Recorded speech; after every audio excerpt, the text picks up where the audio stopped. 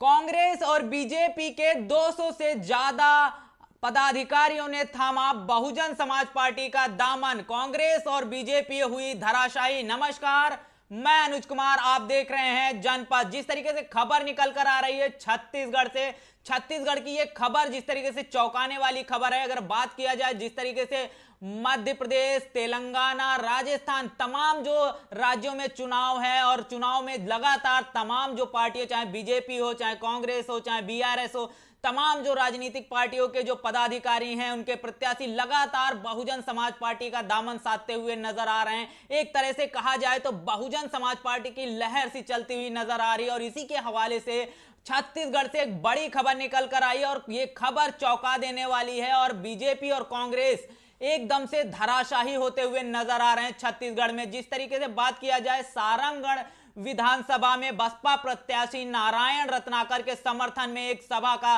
संबोधन हो रहा था। उस सभा में 200 से ज्यादा कांग्रेस और बीजेपी के जो कार्यकर्ता थे, उन्होंने बहन मायावती की नीतियों से प्रभावित होकर बहुजन समाज पार्टी का दामन साध लिया है। और बड़ी बात किया जा रहा है, जिस तरीके से वहां पर मनीष आनंद, केंद्रीय कोऑर्डिनेटर छत्तीसगढ़ के जो प्रदेश प्रभारी, उस तमाम लोग मौजूद थे, जिसमें 200 से अधिक जो कांग्रेस और बीजेपी के जो पदाधिकारी थे, कार्यकर्ता थे, उनको बीएसपी का पटका पहनाकर पार्टी में स्वागत किया गया। कि इस छोटी सी जनसभा में कम से कम 200 लोगों, 200 भाइयों ने कांग्रेस और बीजेपी को छोड़कर अपने घर में वापसी कर लिए, अपने घर के छत के नीचे आ गए। मैं ऐसे तमाम बहुजन समाज पार्टी में जो शामिल हुए हैं, उन तमाम मनीषियों को, उन तमाम कार्यकर्ताओं को, उन तमाम जुझारू साथियों को जो कांग्रेस और बीजेपी को छोड़कर आए हैं, मैं हृदय से दोनों बाहें फैलाकर आपका स्वागत, अभिनंदन करता हूं।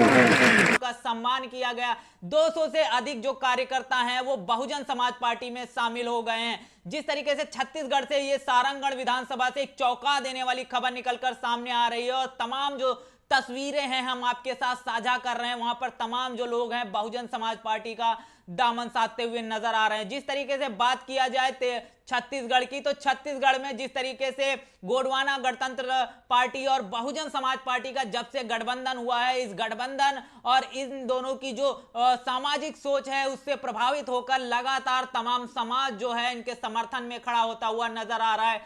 वैसे ही दोनों पार्टियां एक मजबूत गठबंधन बनाकर वहां चुनाव लड़ रही हैं। और जब चुनाव के करीब जब किसी भी पार्टियों के 200 से अधिक यानी कि सैकड़ों जो कार्यकर्ता हैं वो बहुजन समाज पार्टी में शामिल हो रहे हैं, तो बहुजन समाज पार्टी कितनी मजबूती से छत्तीसगढ़ में लड़ रही है, ये देखने, सोचने और समझने वाली बात है। एक तरह से देखा जाए तो अगर गोंडवाना गणतंत्र पार्टी की बात किया जाए तो ये आदिवासी समाज की मुख्यतः पार्टी है। उनके हित, अधिकार, उनकी समस्याओं के लगातार जो मुद्दे उठाती रहती है, उनमें इनकी एक मजबूत पकड़ है। और बहुजन समाज पार्टी की बात किया जाए तो एससी, एसटी, आदिवासी, दलित सब की ये बात करती है। और इन दोनों का एक मजबूत गठजोड़ निकलकर सामने आया और इस गठबंधन से प्रभावित होकर वहां की सारंगगढ़ विधानसभा में एक बड़ी बैठक का आयोजन किया गया। जो वहां के प्रत्याशी थे, उनके समर्थन में एक बड़ी जो सभा की जा रही है, उस सभा को संबोधित कर रहे थे वहां के जो प्रत्याशी हैं नारायण रत्नाकर जी हैं, उनके समर्थन में जो ये सभा हो रही थी, उसमें कांग्रेस और बीजेपी के 200 से अधिक जो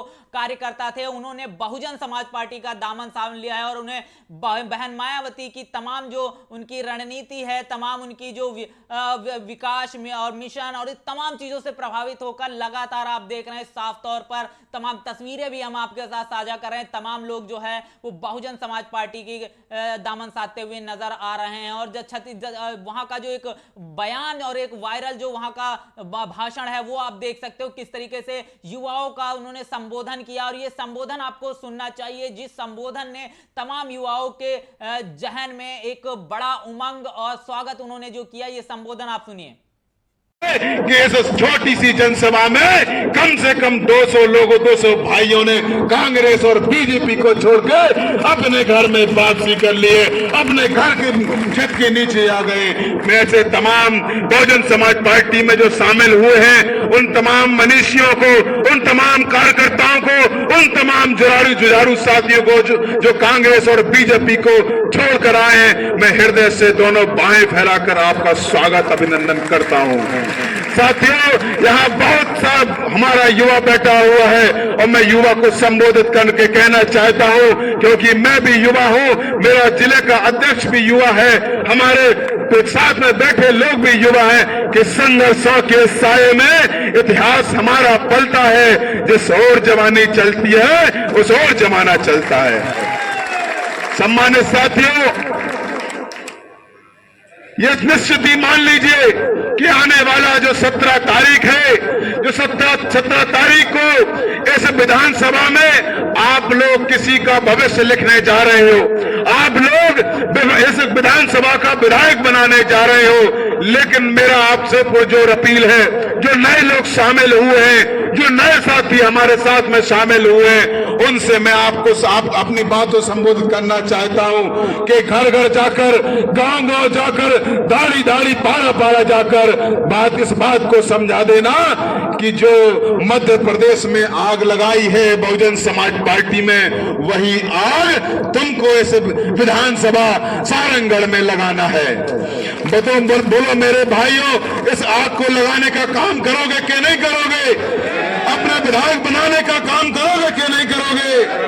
अभी हमारे जिले के प्रभारी ने एक नारा दिया था कि हमारी जो लड़ाई है वो नोट वालों से है, और हम लोग कौन है? वोट वाले लोग हैं। तो हमारी लड़ाई किससे है? नोट वालों से। इसीलिए हम नोट भी देंगे और वोट भी देंगे और अपने रत्नाकर जी को चुन के देंगे। मेरे भाइयों, लोग कहते हैं कि बहुजन समाज पार्टी की राष्ट्रीय अध्यक्ष सड़कों पे नहीं निकलती है, घर से नहीं निकलती है, घर से बाहर नहीं निकलती है। मैं आपको बता देना चाहता हूं, क्योंकि हमारा जो विरोधी है, हमको भ्रमित करने का काम करता है, वो तमाम प्रकार के ऐसे षड्यंत्र हमारे सामने रखता है जिनका हमारे पास जवाब नहीं होता है। लेकिन मैं बता देना चाहता हूं कि आजादी के बाद जब इस देश में सड़कें नहीं बनी थी, जब इस देश में सड़कें नहीं बनी थी, तब बहन कुमारी मायावती जी मानव श्रीराम साहब के साथ में साइकिल पर चढ़कर बहुजन समाज को तैयार करने का काम कर रही थी। मेरे भाइयों, नौजवान साथियों, तुमको ये बहुजन समाज पार्टी के जो लोग बलगराते हैं बहुजन समाज पार्टी के बारे में, तुमको ये जवाब देना है कि बहन कुमारी मायावती जी तो जब से इस देश में सड़कें नहीं बनी थी, तब साइकिल के कैरियर में बैठकर बहुजन समाज को तैयार कर रही थी।